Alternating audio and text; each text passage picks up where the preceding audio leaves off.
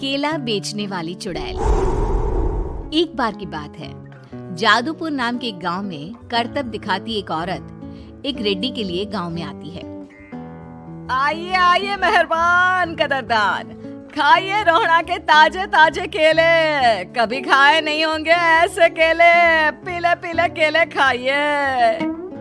ये कहकर रोहड़ा हाथों में 4 केले लिए उन्हें सर्कल में जोर जोर से हवा में उछालती हुई करतब दिखाती है, जिसे देखकर आसपास के सारे बच्चे अपने अपने मम्मी पापा से उस औरत के पास जाने की जिद करने लग जाते हैं।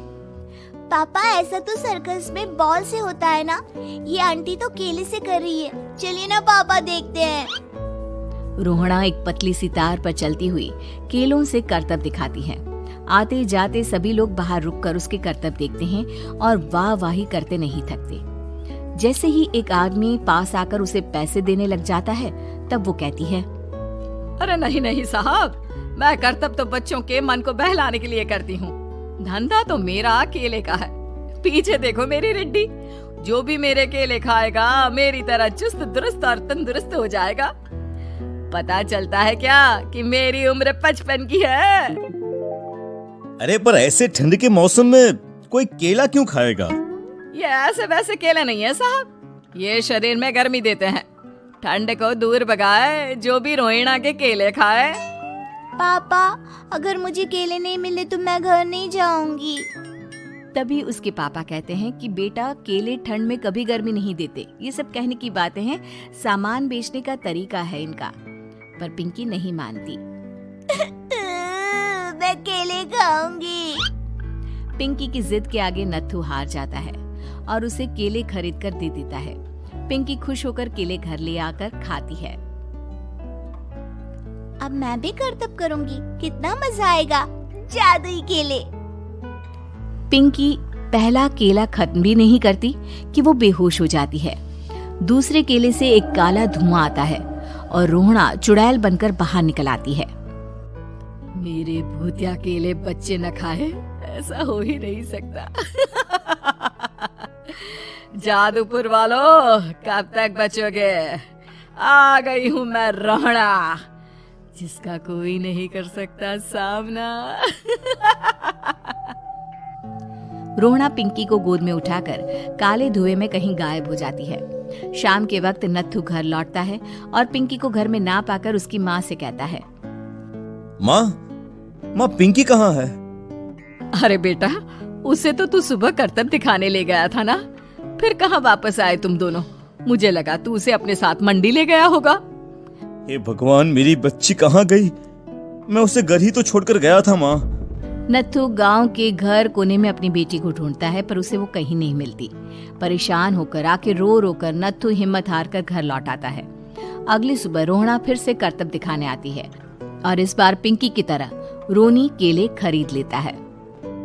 50 रुपए दिए थे पापा ने, सारे पैसों के मैंने केले खरीद लिए हैं।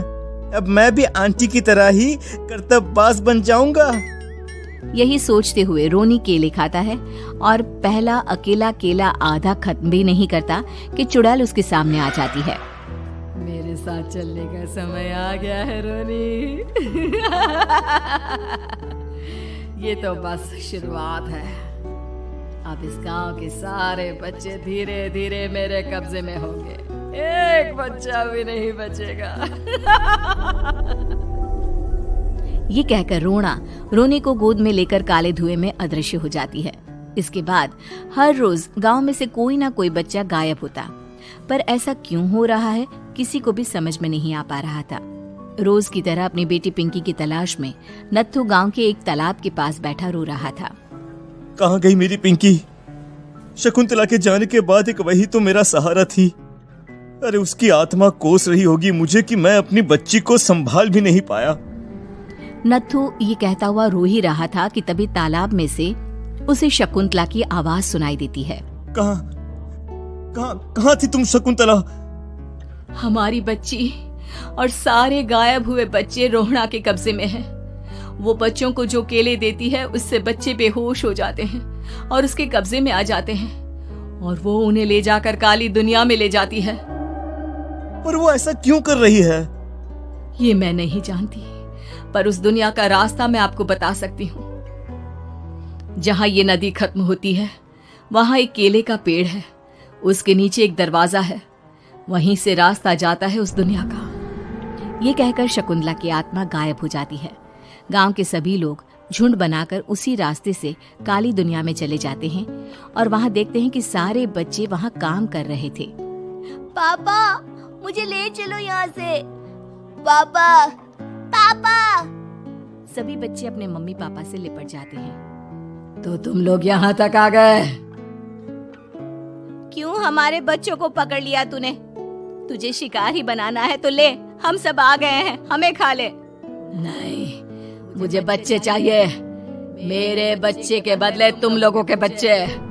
क्या मतलब? मैं इसी गांव में रहने वाली एक औरत थी।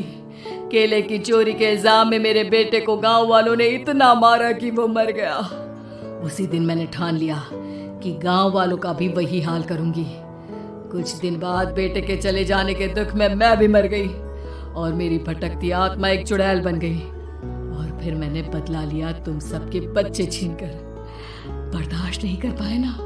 सोचो मुझ पर क्या बीती होगी। हमें माफ कर दो रोना। पता नहीं ये किसकी गलती थी, पर हम सभी माफी मांगते हैं। हमारी खुशियां लौटा दो, तुम भी तो एक माँ हो। गांव वालों की बात सुनकर रोना का मन पिघल जाता है और वो बच्चों को छोड़ देती है। उसके बाद काली दुनिया बच्चों के लिए जादुई दुनिया बन जाती है। अब कोई भी कभी भी वहां आ जा सकता था।